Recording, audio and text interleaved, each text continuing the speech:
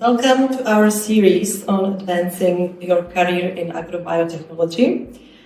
Today, we are thrilled to have an esteemed expert with us who will share invaluable insights on navigating and thriving in this fascinating and impactful field. Let's welcome Professor Marek Koutný. Hello, nice to meet you. Could you start by telling us a bit about your journey in agrobiotechnology?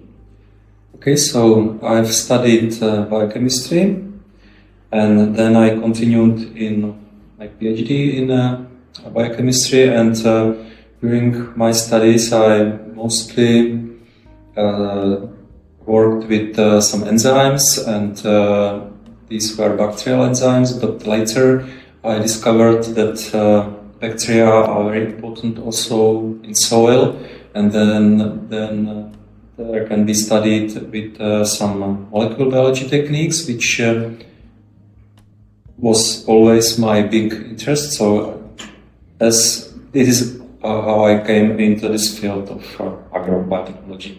Oh, that sounds really interesting. What strategies would you suggest for someone looking to advance their career in this field? Okay, so of course I would advise to choose some relevant study field and later try to find some employment in some laboratory or company or university which follows this pathway, and of course it's necessary to specialize in some field, to choose some field which is interesting and bring some advantages for the future career. Okay, how important do you think is interdisciplinary collaboration in agrobiotechnology? I think that it's vitally important because agrobiotechnology encompasses a lot of different sciences and study techniques, and nobody can be expert in everything. Also, you need to use quite a broad infrastructure. So, for example, we collaborate with Mendel University in Brno, which is able to do some field studies on real plant, real crops. They are able to do some greenhouse studies, and we are not able to do that. So we are complementary with them in our ability to analyze metagenomes in soil, and that's a good basis for our collaboration. Okay, that sounds great. And what role does innovation play in career advancement in agrobiotechnology?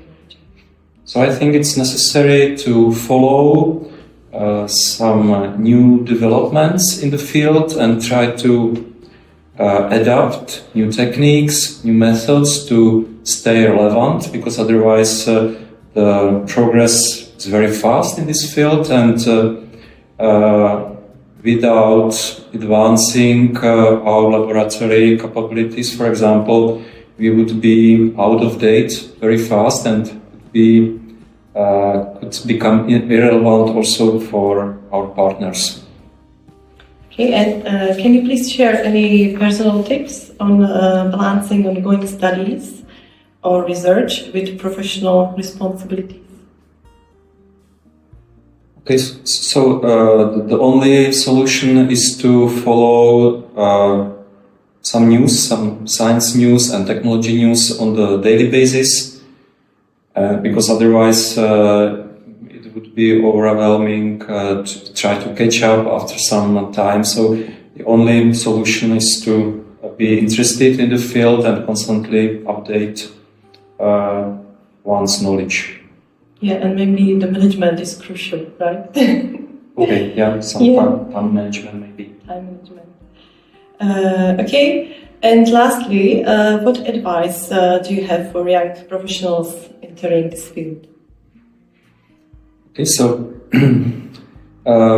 I think it's a very interesting field. On the other hand, the employment opportunities maybe are not so ready available or not so obvious. So maybe if somebody really is interested in this field, it's necessary to look more broader, to look abroad as well, and to try to find really some company which has some future advancement or future progress in mind. Okay, thank you very much for these insightful strategies and your time today. And your advice will undoubtedly inspire many aspiring professionals in this field. Thank you very much. For even more tips and expert guidance, take a look at our specially designed handbook and visit our website www.agrobiotechplus.com for more information.